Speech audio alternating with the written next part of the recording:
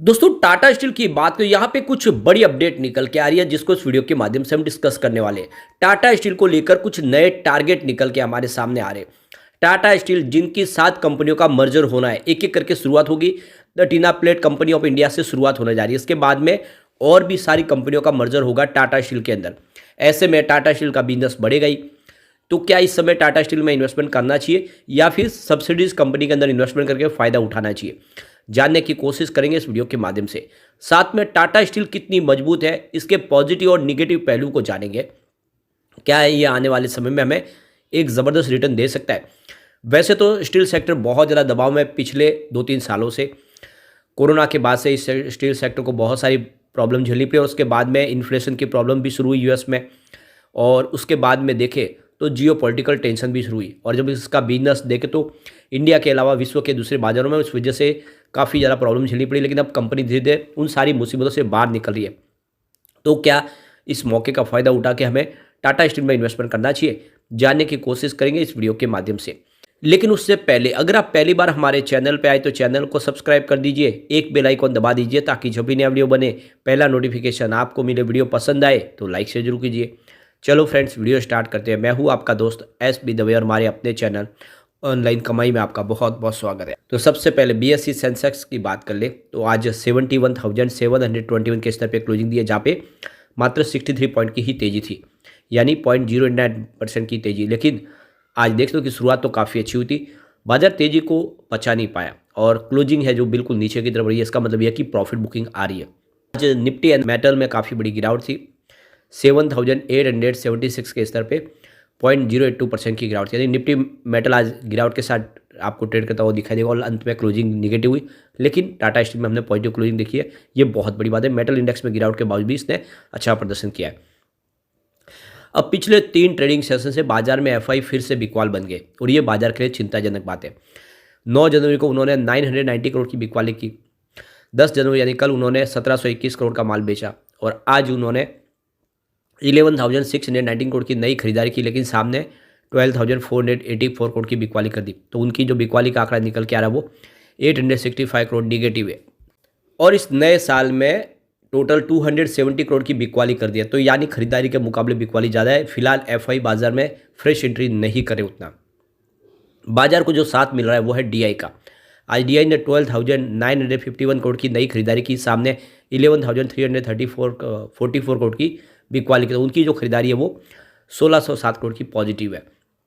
लेकिन फिर भी DI भी इस महीने में, इस साल में बिकवाली ही है। उन्होंने 3,349 करोड़ की बिकवाली कर दी है। तो फिलहाल नए साल में FI DI दोनों ही बिकवाले और ऐसे में लग नहीं रहा कि बाजार तेजी से आगे बढ़ेगा, प्रॉफिट बुकिंग आ सकती है। अब टाटा स्टील की बात करें, स्टॉक की शुरुआत भी बिल्कुल फ्लैट 134 की, कल की क्लोजिंग भी 134 के आसपास थी। इंट्राडे में 135 का हाई बना और लो है वो 134 का, यानी स्टॉक ने सीमित दायरे में ही ट्रेड किया और अंत में 135 के आसपास की क्लोजिंग रही, जहाँ पे 0.75% की तेजी थी। तो गिरते बाजार में भी जो तेजी है वो काफ़ी मायने रखती है। इसकी परफॉर्मेंस देखें तो 5 जनवरी को स्टॉक 133 के आसपास क्लोजिंग दी, जहाँ पे 0.4% की गिरावट थी। 8 जनवरी की बात करें तो 132 के आसपास क्लोजिंग दी, जहाँ पे 1.2% की गिरावट फिर से बनी। लेकिन 9 जनवरी को देख सकते हो कि स्टॉक 133 के आसपास क्लोजिंग देने में कामयाब रहा, जहाँ पे 1.3% की तेज़ी बनी। और 10 जनवरी की बात करें तो 134 के आसपास स्टॉक आया, जहाँ पे 0.3% की तेज़ी बनी। और 11 जनवरी को आज 134.90 के आसपास स्टॉक आया, जहाँ पे 0.6% की तेज़ी बनी। तो पिछले 3 ट्रेडिंग सेशन से इसमें पॉजिटिव क्लोजिंग हो रही है, ये बहुत अच्छी बात है। आज इंट्राडे का लो 134.20 और हाई 135.65 का है। 52 वीक का लो 101 का, लेकिन हाई 141 का। अभी ऊपर के लो से तो 6 रुपये नीचे स्टॉक आपको इस समय मिल रहा है। ऑल टाइम लो रेंज इसकी 3.71 है और हाई 153 की है। फिलहाल उससे थोड़ा स्टॉक नीचे। अब यहाँ पे देखो टाटा स्टील को लेकर IIFL सिक्योरिटीज के संजीव भसीन ने बाई की रिकमेंडेशन की है। संजीव भसीन का कहना है कि आपको इस लेवल पे खरीदारी करनी चाहिए। टाटा स्टील इस समय मजबूत लग रहा है। तो देख दो कि संजीव भसीन ने कहा है कि शॉर्ट टर्म में इसको आपको होल्ड करेंगे तो 140 का टारगेट देखने को मिल सकता है, यानी 5 रुपये का मूवमेंट देखने को मिल सकता है। 135 के आसपास स्टॉक है, यह 140 तक जा सकता है। तो बिल्कुल यहाँ पे शॉर्ट टर्म में ये टारगेट निकल गया 140 का। और कंपनी का बिजनेस देखें तो लगातार अच्छा बढ़ रहा है। कंपनी ने यहाँ पे अपने Q3 के जो आंकड़े जारी किए वो भी काफ़ी उत्साहवर्धक है। कंपनी का जो क्रूड स्टील का प्रोडक्शन है उसमें 6% की वृद्धि देखने को मिल रही है, अच्छी खासी। और देख सकते हो कि 5.32 मिलियन टन के आसपास, ईयर ऑन बेसिस पे भी देखें तो 10% की वृद्धि है, जो 4.88 मिलियन टन के आसपास। तो कुल मिला के देख सकते हो कि इस बार क्रूड स्टील का प्रोडक्शन अच्छा रहा है और जिसकी वजह से रिजल्ट बेहतर रहने की उम्मीद है। दूसरी तरफ देखें तो टाटा स्टील और टीना प्लेट कंपनी का मर्जर होने जा रहा है। 19 जनवरी इसकी रिकॉर्ड डेट डिक्लेयर हो चुकी है, यानी 19 जनवरी की रिकॉर्ड डेट के पहले जो भी टीना प्लेट कंपनी के जो शेयर होल्डर होंगे उन्हीं को मर्जर का फ़ायदा मिलेगा, यानी उनको मर्जर किया जाएगा, उसके शेयर दिए जाएंगे। ये रिकॉर्ड डेट है, इसके पहले आपको शेयर खरीद लेने हैं तो आपको इस मर्जर प्रक्रिया का पूरा बेनिफिट मिल जाएगा।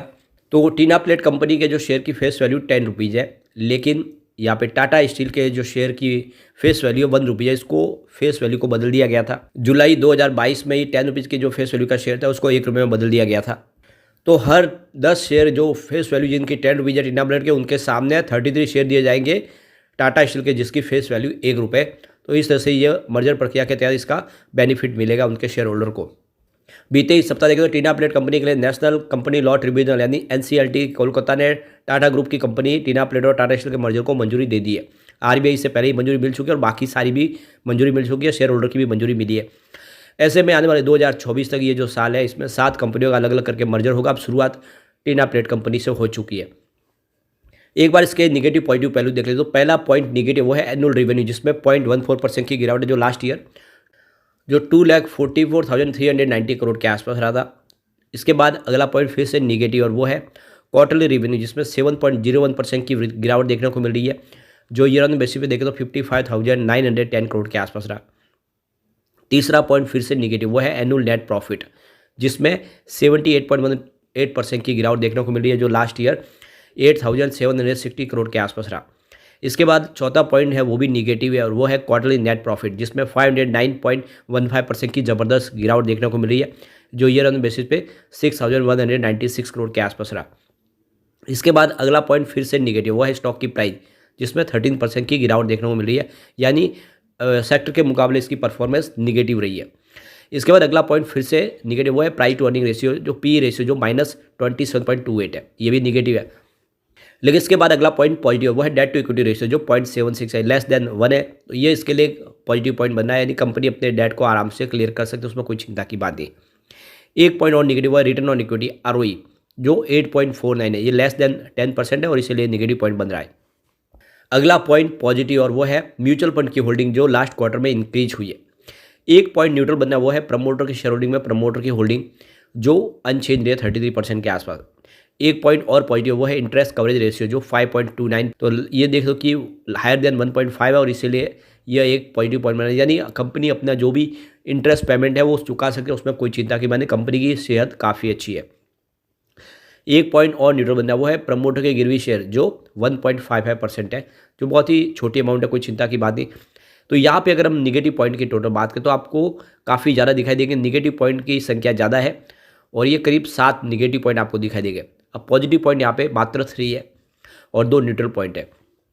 तो निगेटिव पॉइंट ज़्यादा होने की वजह पीछे यह है कि पिछले दिनों रिजल्ट इसके बेहतर नहीं रहे और इसके पीछे ग्लोबल रीजन है, लेकिन अब आने वाले समय में उम्मीद बेहतर है, तो रिजल्ट भी अच्छे आएंगे और इसकी शेयर की प्राइस भी डेफिनेटली बढ़ेगी। तो लॉन्ग टर्म का नजरिया, लेकिन टाटा स्टील में निवेश का ये अच्छा मौका है। अब एक बार इसके पिवट लेवल को चेक कर लेते हैं। तो यहाँ से अगर गिरावट हो जाती है तो 130 का पहला सपोर्ट है, ये टूटा तो 127 तक स्टॉक जा सकता है। गिरावट और आगे बढ़ी तो 122 तक जा सकता है। पॉजिटिव माहौल बना तो 138 का फर्स्ट रेजिस्टेंस है, इसको पार किया तो स्टॉक 143 तक जा सकता है और एक बार इस लेवल तक पहुंचा फिर 146 भी जा सकता है, यानी 150 के आसपास जा सकता है। तो बिल्कुल निवेश का सही मौका, खरीदारी आपको करनी चाहिए इस समय टाटा स्टील में। लेकिन फ्रेंड, कोई भी इन्वेस्टमेंट करने से पहले अपने फाइनेंशियल एडवाइजर के बारे में ले ले या अपना खुद का रिसर्च करें, क्योंकि मैंने वीडियो आपके एजुकेशनल पर्पज़ के लिए ही बनाया। वीडियो पसंद आए तो लाइक शेयर जरूर कीजिए और चैनल को सब्सक्राइब कर दीजिए। Thank you friend.